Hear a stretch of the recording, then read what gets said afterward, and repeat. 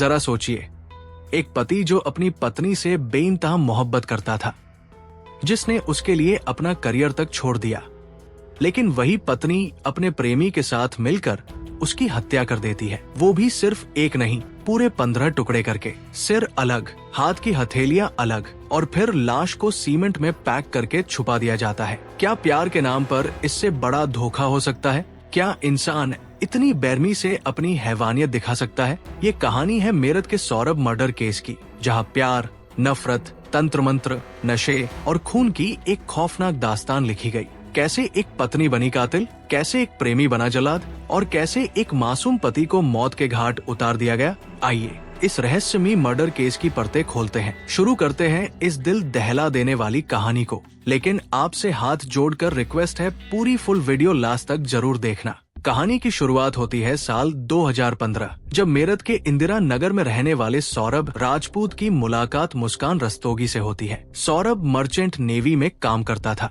वो एक संजीदा, ईमानदार और मेहनती इंसान था, जो अपनी जिंदगी में एक अच्छे साथी की तलाश में था। दूसरी तरफ मुस्कान एक जिद्दी और अपनी मर्जी से जीने वाली लड़की थी, जिसे लग्जरी लाइफ और ऐशो आराम की आदत थी। जब पहली बार सौरभ और मुस्कान की बातचीत हुई, तो ये मुलाकात दोस्ती और फिर में बदल गई। मुस्कान के लिए सौरभ की मर्चेंट नेवी की नौकरी और उसकी कमाई काफी आकर्षक थी, लेकिन ये प्यार असली था या सिर्फ एक दिखावा? इसका जवाब वक्त के साथ सामने आया। साल 2016 की शुरुआत में जब सौरभ और मुस्कान का रिश्ता और गहरा हो गया, तो दोनों ने शादी करने का फैसला किया। सौरभ के माता पिता इस रिश्ते के खिलाफ थे, लेकिन सौरभ अपने प्यार के लिए पूरी तरह से अडिग था। उसने अपने परिवार की बातों को नजरअंदाज कर दिया और आखिरकार साल 2016 में सौरभ और मुस्कान ने शादी कर ली। ये शादी बिना परिवार की सहमति के हुई थी और इस वजह से सौरभ को अपना घर छोड़ना पड़ा। अब शुरू हुई एक नई जिंदगी, लेकिन ये जिंदगी बहुत ज्यादा खुशहाल नहीं थी। शादी के बाद मुस्कान ने सौरभ से मर्चेंट नेवी की नौकरी छोड़ने के लिए कहा। मुस्कान चाहती थी कि सौरभ हमेशा उसके साथ रहे, ज्यादा समय घर पर बिताए और एक ऐसा काम करे जिससे उसे घर से बाहर न जाना पड़े। सौरभ ने प्यार में आकर मुस्कान की बात मान ली और नौकरी छोड़ दी, लेकिन यही उसकी सबसे बड़ी गलती थी। अब घर में एक बेटी भी आ चुकी थी, लेकिन मुस्कान के लिए सौरभ अब पहले जैसा आकर्षक नहीं रहा। वो धीरे धीरे उससे ऊब गई और उसकी जिंदगी में एक नया मोड़ आने वाला था, साहिल की एंट्री। क्या सौरभ ने कभी सोचा था कि जिस इंसान के लिए उसने अपना पूरा जीवन बदल दिया, वही इंसान उसकी जान का दुश्मन बन जाएगा? साल 2019 में मुस्कान की जिंदगी में वापस लौटता है उसका बचपन का दोस्त साहिल शुक्ला। दोनों स्कूल के समय से दोस्त थे। सोशल मीडिया पर एक पुराने स्कूल ग्रुप में फिर से उनकी मुलाकात हुई और बातचीत शुरू हुई। शुरुआत में ये बस एक दोस्ती थी, लेकिन धीरे धीरे ये दोस्ती एक अवैध संबंध में बदलने लगी। साहिल एक आवारागर्द लड़का था, जिसे ना तो करियर की चिंता थी, ना परिवार की। नशे का आदी था और तंत्र मंत्र में गहरी रुचि रखता था। साहिल शुक्ला और मुस्कान रस्तोगी के बीच संबंध थे और दोनों साथ में नशा करते थे। साहिल के कमरे की दीवारों पर स्केच पेन से बनाई गई कई रहस्यमयी आकृतियां मिली,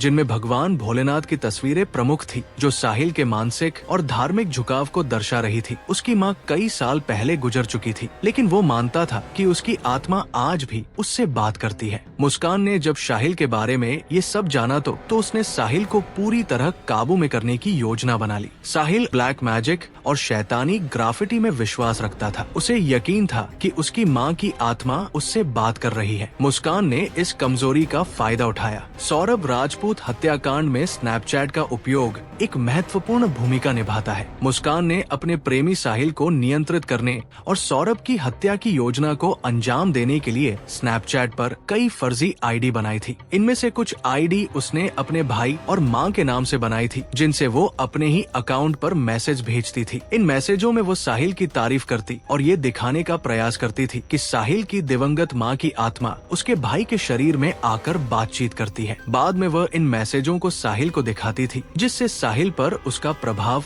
बढ़ता गया। इसके अलावा मुस्कान ने सौरभ के नाम से भी एक फर्जी स्नैपचैट आईडी बनाई थी। इससे वो खुद को मैसेज भेजकर ये दिखाने की कोशिश करती थी कि सौरभ उसे धमका रहा है या नुकसान पहुंचाने की योजना बना रहा है। इससे वो सौरभ की हत्या के लिए एक आधार तैयार करने की कोशिश में थी, ताकि लोग ये समझें कि सौरभ ही उसे मारना चाहता था। इन फर्जी आईडी के माध्यम से मुस्कान ने साहिल को मानसिक रूप से प्रभावित किया और उसे सौरभ की हत्या के लिए प्रेरित किया। साहिल के साथ रिश्ता शुरू होते ही मुस्कान को सौरभ बंधन लगने लगा। सौरभ को जब मुस्कान और साहिल के रिश्ते का शक हुआ तो उसने सख्ती दिखानी शुरू कर दी। उसने मुस्कान से कहा कि अगर वो साहिल से दूर नहीं हुई तो वो तलाक ले लेगा। लेकिन मुस्कान तलाक नहीं चाहती थी, क्योंकि तलाक लेने के बाद उसे सौरभ की प्रॉपर्टी और पैसों से हाथ धोना पड़ता। साहिल मुस्कान के प्यार में पूरी तरह पागल हो चुका था। मुस्कान ने साहिल को ये विश्वास दिलाया कि अगर सौरभ जिंदा रहा तो वे दोनों कभी साथ नहीं रह पाएंगे। उसने ये भी कहा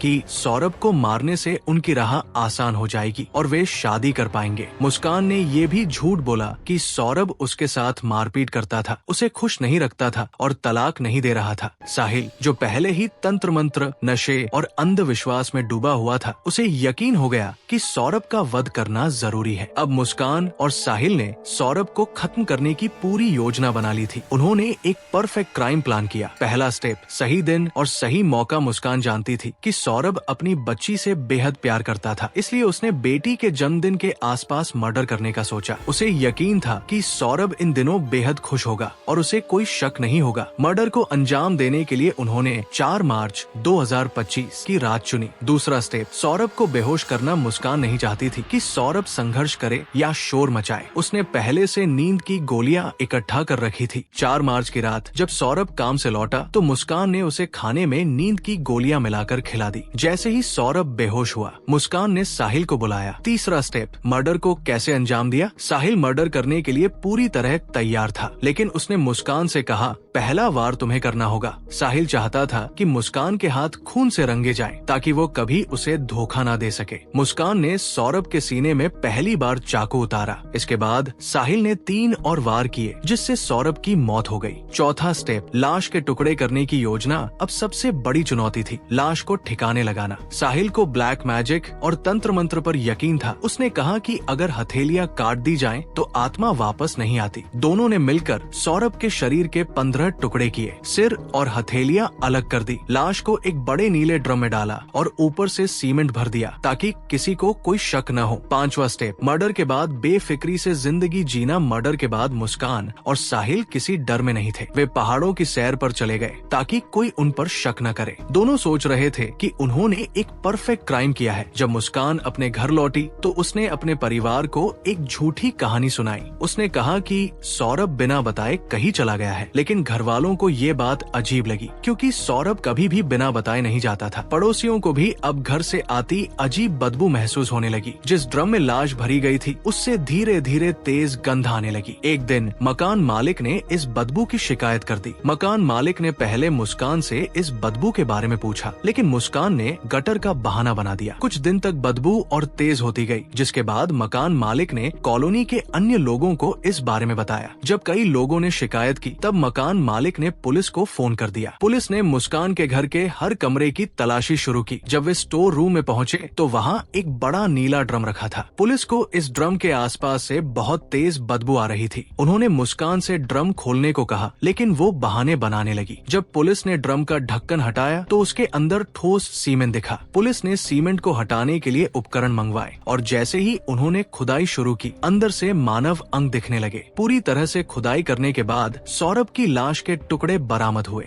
सिर और हथेलियां अलग रखी गई थी और बाकी शरीर कई टुकड़ों में था। जैसे ही पुलिस को लाश मिली, मुस्कान को तुरंत हिरासत में ले लिया गया। पुलिस ने साहिल की लोकेशन ट्रेस की और उसे भी कुछ ही घंटों में गिरफ्तार कर लिया। साहिल ने पूछताछ में मर्डर की पूरी सच्चाई उगल दी। पुलिस ने लाश को पोस्टमार्टम के लिए भेजा। फॉरेंसिक टीम ने ड्रम, घर के फर्श, कपड़ों और किचन से मिले खून के धब्बों का सैंपल लिया। डीएनए टेस्ट में पुष्टि हुई कि मृतक सौरभ ही था। पुलिस ने मुस्कान और साहिल के फोन जब्त किए। कॉल रिकॉर्ड और व्हाट्सएप चैट से पता चला कि मुस्कान और साहिल पहले से मर्डर की प्लानिंग कर रहे थे। एक चैट में साहिल ने लिखा था, अब इसको खत्म करने का टाइम आ गया है। चैट्स में नींद की गोलियां देने और लाश ठिकाने लगाने की बातें भी थी। सौरभ मर्डर केस अब कोर्ट में पहुंच चुका था। पूरे देश की नजरें इस केस पर टिकी हुई थी। हर कोई यही जानना चाहता था, क्या मुस्कान और साहिल को उनके गुनाह की सजा मिलेगी। जब मुस्कान और साहिल को पहली बार कोर्ट लाया गया तो वहाँ मौजूद भीड़ बेहद गुस्से में थी। कोर्ट के बाहर लोगों ने मुस्कान को फांसी दो और सौरभ को इंसाफ दो के नारे लगाए। कई वकीलों ने तो मुस्कान और साहिल पर हमला करने की भी कोशिश की। डीएनए रिपोर्ट से पुष्टि हुई कि ड्रम में मिली लाश सौरभ की थी। फॉरेंसिक जांच में ये साबित हुआ कि सौरभ की हत्या चाकू से कई बार वार करके की गई थी। पुलिस ने मुस्कान और साहिल की व्हाट्सएप चैट्स और कॉल रिकॉर्ड्स कोर्ट में पेश किए, जिसमें साफ दिख रहा था कि वे हत्या की प्लानिंग कर रहे थे। साहिल ने जो ब्लैक मैजिक और तंत्र मंत्र वाली नोटबुक रखी थी, उसे भी सबूत के तौर पर पेश किया गया और अभी तक कोई अंतिम फैसला नहीं आया है। मुस्कान और साहिल फिलहाल न्यायिक हिरासत में है। अभियोजन पक्ष फांसी की सजा की मांग कर रहा है, लेकिन अंतिम निर्णय कोर्ट को लेना है। सौरभ का परिवार मुस्कान और साहिल के लिए कड़ी सजा की मांग कर रहा है। ये वीडियो हमने बहुत मेहनत और रिसर्च के बाद तैयार किया है, ताकि आप तक सच्ची और सटीक जानकारी पहुंचा सके। अगर आपको ये वीडियो पसंद आया हो तो हमें एक लाइक देकर हमारा हौसला जरूर बढ़ाएं। आपके एक लाइक से हमें और बेहतरीन कंटेंट बनाने की प्रेरणा मिलेगी। अगर आप ऐसी ही और सच्ची क्राइम स्टोरीज देखना चाहते हैं तो चैनल को सब्सक्राइब करना ना भूलें और बेल आइकन दबाएं, ताकि जब भी हम नई वीडियो अपलोड करें आपको तुरंत नोटिफिकेशन मिले। इस पूरे केस पर आपकी क्या राय है, हमें कमेंट में बताएं। धन्यवाद।